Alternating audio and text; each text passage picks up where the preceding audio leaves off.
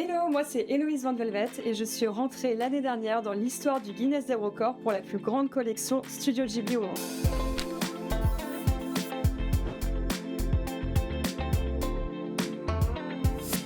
Donc voilà, vous êtes ici dans ma Ghibli Room, donc en fait ma collection où tout est référencé, tout y est entreposé. Actuellement, dans ma collection, je détiens 2016 objets officiels du studio Ghibli, mais quand je suis rentrée dans le Guinness des records l'année dernière, j'étais plus à 1300 objets. J'ai vraiment voulu créer une immersion totale quand j'y suis. En fait, c'est vraiment mon petit cocon à moi, mon petit paradis sur Terre.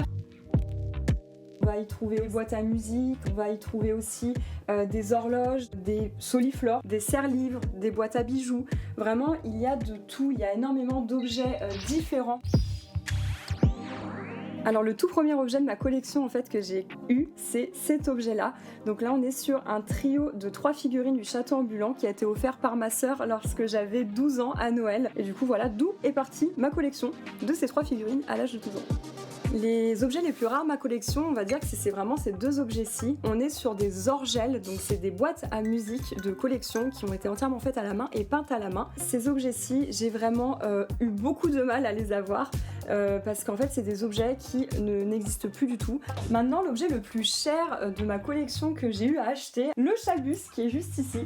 Donc là, on est sur une masterpiece, donc je l'ai payé en tout 1200 €.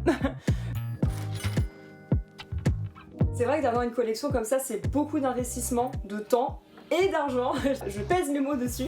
Au niveau de l'argent, j'essaie de me fixer un petit budget de 200-300 € par mois. Je suis en moyenne sur 12 applications différentes. Ça m'est arrivé d'avoir des journées, j'arrivais à 10 heures par jour à chercher des objets tellement que j'en faisais une obsession. Ma collection, je pense qu'actuellement en valeur, on est sur un petit chiffre à 6 chiffres, un bon nombre à 6 chiffres.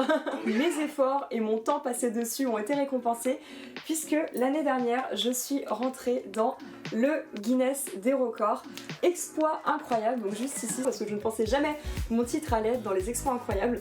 Ma petite fierté personnelle d'être une bretonne qui détient ce titre, le seul et unique titre au monde en rapport au studio Ghibli, donc c'est vrai que c'était ma petite fierté personnelle. Quand je repense à tout ce chemin parcouru et de me dire qu'en fait j'en suis à là aujourd'hui, être rentrée dans l'histoire du Guinness, j'ai eu beaucoup d'opportunités de collaborer avec des très grandes marques. J'ai été invitée au Red Carpet de la Mostra de Venise en Italie, ainsi qu'au Red Carpet cette année pour la remise de la Palme d'Or au studio Ghibli. Là je vais avoir justement un projet qui arrive et qui est assez important et conséquent. Je vais avoir mon propre livre avec tout le référencement de ma collection de mes objets ainsi que des histoires liées aux objets dans un livre.